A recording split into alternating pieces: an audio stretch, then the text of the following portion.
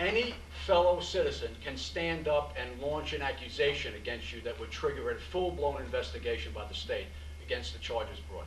Anybody. This was often abused, by the way. This was used for political purposes. Of course, this could be abused, and it was abused. We know that for a fact. There are folks, there are no parties as we understand the word, folks.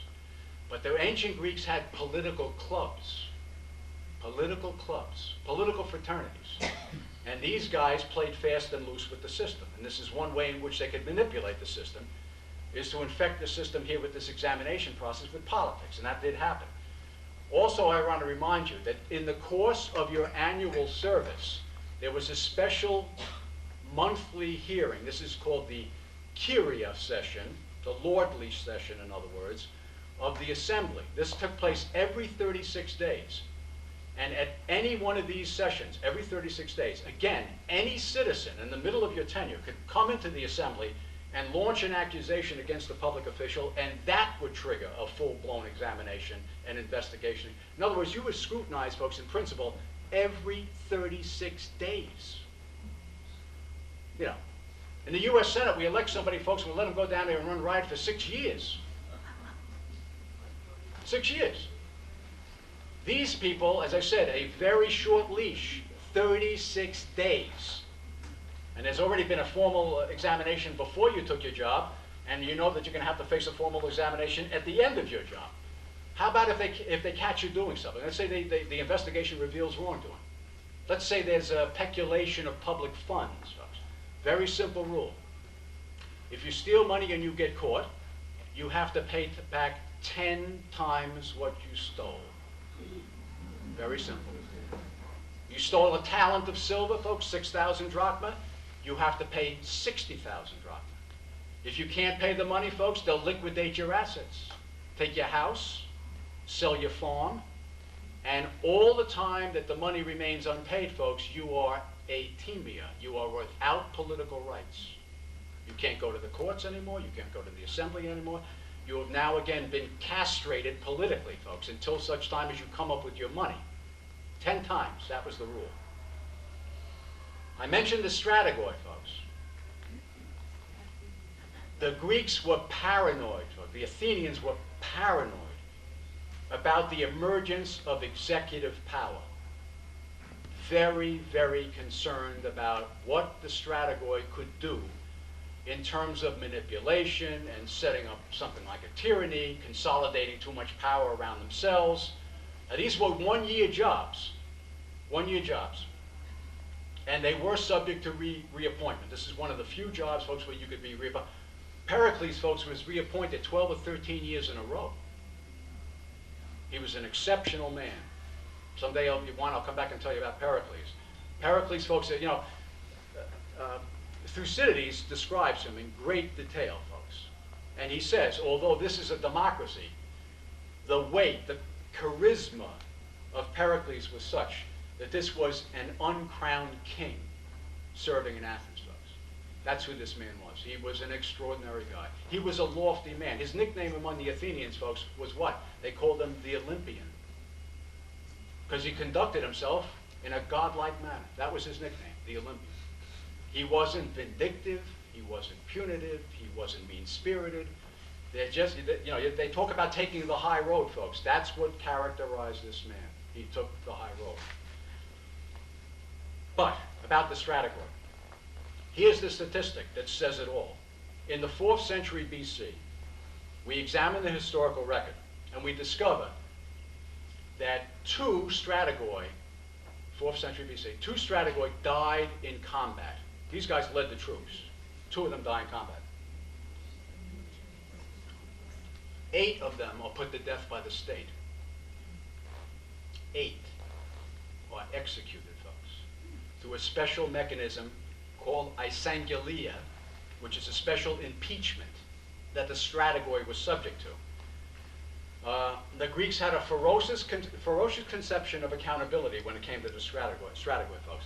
If there was any hint that you were taking a bribe, any hint that you threw the battle, any hint, folks, that you betrayed your city-state, and if there was failure, folks, failure, on the circumstances that were the least bit suspicious, when you came home, you were going to be impeached, and the result could be your death. Okay? There's no way they're going to get Alcibiades to come back and stand trial, folks, in Athens. He's going to take off and go to Sparta. Goodbye. You know, he knows what's waiting for him back home. He knows about this. And all the generals understood this, folks. This is a system of succeed or perhaps perish. Now, this system, as harsh as it sounds, and this was not really a fair system. Some of you may know about the infamous trial of the generals during the Peloponnesian War, folks, where they failed in a naval battle. The Athenians won the battle, but there was a big storm and they were unable to pick up some of the Athenian survivors who were in the water, folks. When the generals came home, 3 of them were put to death. This is the way the Athenians understood accountability. So as I said, this is a very harsh, very aggressive system, but it also spared the Athenians of the problems the Romans would later encounter, folks, because what I've just described to you makes impossible the creation of a cult of personality around the general. There can be no cult of personality, folks, around generals in the Athenian system. The securities against that are just too tight. The problem with Rome, folks, is that Roman generals came to head personal armies. Do you know the name Sulla? Do you know the name Pompey? Do you know the name Caesar? That's what happens, folks. These men became threats to their own society because they had the army at their back. The army was in their control. That can never, ever happen in Athens. And that's the reason why, folks, they had this system of Assengulia the way they did. They were preventing a cult of personality emerging in this critical area of commandership of the armed forces. Okay? That's the logic behind this. So they have a very assertive form of accountability, completely out of whack with our system of accountability. Okay? What happens in America, folks, when a politician gets caught doing something wrong is the same thing. Listen carefully to the words. Once they get caught, and only once they've been detected, they stand up in front of a microphone and say, I accept full responsibility for what happened. They don't accept any consequences for what happened, just full responsibility. That would never fly in the ancient Greek world, folks. You accept responsibility, that it means you are also going to suffer consequences. In America, we don't make these people pay consequences. That's a big difference between their... You know, somebody goes to prison. Yeah, what kind of prison do they go to? You know what kind? Cupcake prison, folks. A prison with a tennis court. You know? A prison with golf carts. That's not the way the Greek... You know the Greek attitude toward prison, folks? Very simple, very pragmatic. Our ancestors had a very pragmatic view of this. Why should we pay for this guy's imprisonment? We're going to do one of 2 things. We're either going to kick him the hell out of the state and confiscate his property. We're not going to pay for free food in the prison. Get rid of him, throw him out. Or we're going to execute him. They didn't sentence anybody to 10 years in prison. That's absurd. Why should the public be accountable for that financially? No one goes to jail in 10 years in ancient Greece. You're either expelled or you're put to death. Okay, checks and balances. Checks and balances. Now this is, of course, one of the central principles of the American democracy. It's one of the central principles of Western democracy in general. It's a good idea. And again, it's consistent with the Greek fear of abuse of power and all that kind of stuff. And I'll show you the way the Greeks did this. First of all, if you look at the historic operation of the ecclesia, the assembly, this is where we get our word for church from, the assembly. That's the popular assembly. Some of you, I'm sure, have been to Greece, you've been to Athens. You know, immediately west of the Acropolis, folks, is a place called the Pnyx. That was the assembly. The bema is still there, folks. The speaker's platform. Still there. Okay, I have photographs, these corny photographs of myself standing on the bema. My wife insisted.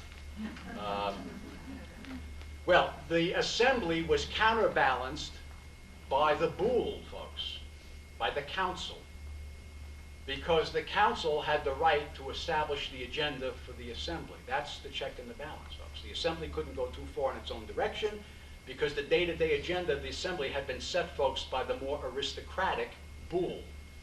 Very good idea, folks. Eventually, that relationship breaks down, as you know, and later in Athenian history, the assembly becomes almighty powerful.